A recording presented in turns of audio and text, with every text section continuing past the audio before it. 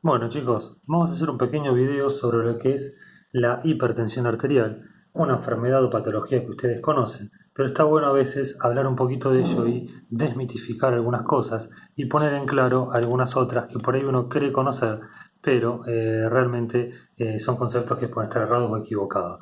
Primero tenemos que definir qué es la presión arterial. Algunos pueden decir que la presión arterial es la presión que ejerce la sangre sobre la pared de las arterias, o viceversa, la presión que la pared de las arterias ejerce sobre la sangre, o como dice acá en esta definición, que es la fuerza con que la sangre circula por el interior de las arterias. Esa es la presión, es la fuerza con que la sangre circula por dentro de las arterias. Y ustedes saben que la sangre no circula con la misma fuerza en todo el tiempo, porque el ciclo cardíaco tiene dos etapas, tiene sístole y tiene diástole. En el periodo de sístole, que es cuando se contrae el ventrículo y bombea sangre por la arteria aorta a todas las arterias, la sangre circula con mayor fuerza. Esa es la presión arterial máxima o sistólica, en el momento que pasa el bombazo de sangre por la arteria. En el periodo de diástole, que es cuando el corazón se relaja, la sangre que circula por la arteria circula con menor fuerza, porque el corazón en ese momento está relajado. Esa es la presión mínima o presión diastólica.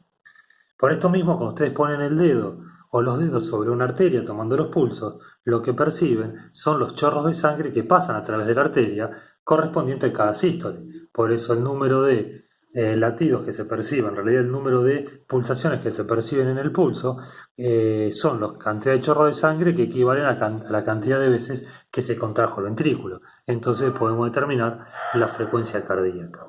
Por lo tanto, tenemos una presión arterial máxima que corresponde al periodo de sístole del corazón y una presión arterial mínima que corresponde al periodo de diástole del corazón. Nosotros tenemos una tabla de presión, que ahora hay nuevas actualizaciones, pero la más usada por mucho tiempo y la que ustedes seguramente deben conocer es la tabla, es esta tabla que tenemos acá, que es de la Asociación Americana de Cardiología, que ahora tiene una pequeña modificación, pero vamos a usar la vieja para que ustedes no tengan conflicto con las que seguramente aprendieron el año pasado. Fíjense que en esta tabla de la presión arterial no habla de hipotensión, ¿sí? Porque la hipotensión, si bien es menos de 60-90 milímetros de mercurio, no entra como parámetros en la tabla, sino que lo que dice acá la tabla, que la presión arterial normal es toda aquella presión que, hablando de la sistólica, es menos de 120 milímetros de mercurio. Menos de 120, es decir, que es 119 para abajo, porque este signo es menor. Y menos de 80 milímetros de mercurio de la diastólica. Es decir, que para tener una presión normal tenés que tener menos de 120, o sea 19 para abajo, y menos de 80, o sea 79 para abajo. Eso sería lo normal, o la presión óptima. Después tenemos un segundo rango, lo que sería prehipertensión. El estado de prehipertensión es un estado en donde no estamos en la normalidad, pero tampoco tenemos la patología que es la hipertensión arterial.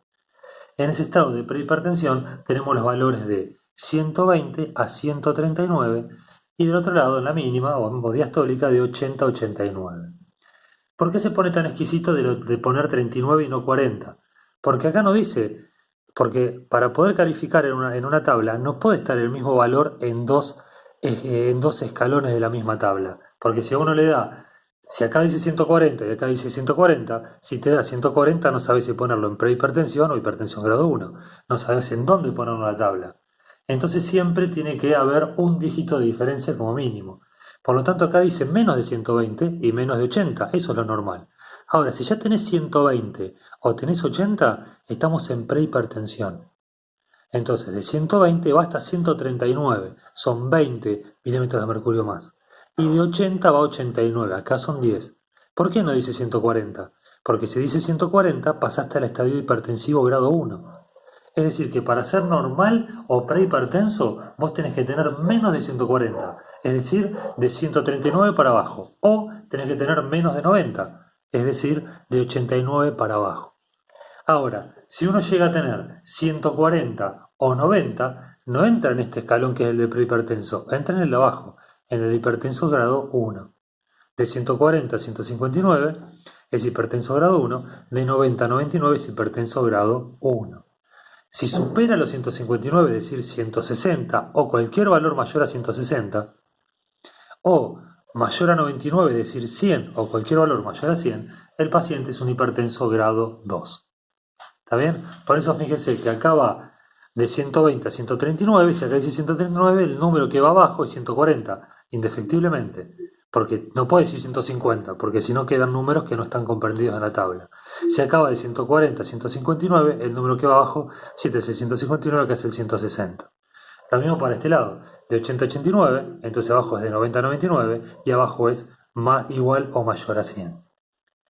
Bueno, entonces ustedes tienen que ubicar a sus pacientes según esta tabla en pacientes que tienen una presión normal, si está por debajo de 120-80, y prehipertenso si está entre 120 y 139, 80-89, hipertenso grado 1 si tiene 140 hasta 159 o 90 hasta 99, hipertenso grado 2 si tiene 160 o más o tiene 100 o más.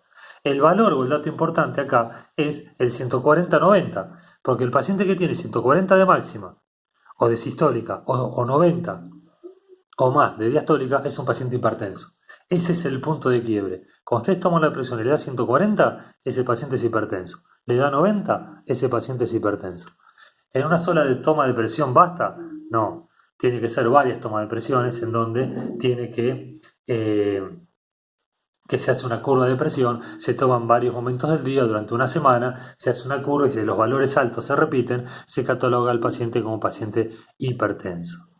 Ahora, puede ser que a veces la hipertensión sea a expensas de la mínima, es decir, que el paciente que tiene, para dar un ejemplo, 130, 95, por tener 130 sería un prehipertenso, porque estaría acá entre 120 y 139, pero por tener 95 de mínima es hipertenso grado 1, porque está entre 90 y 99.